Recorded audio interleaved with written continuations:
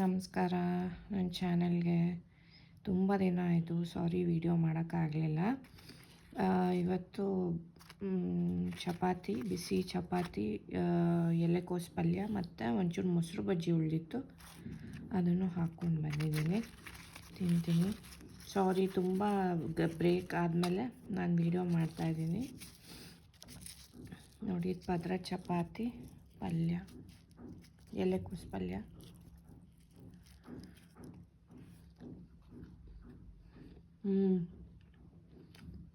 ಸೂಪರಾಗಿದೆ.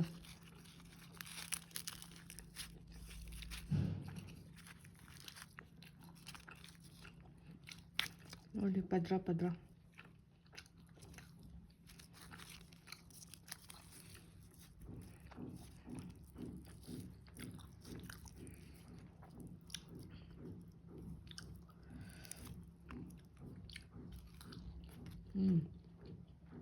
Super.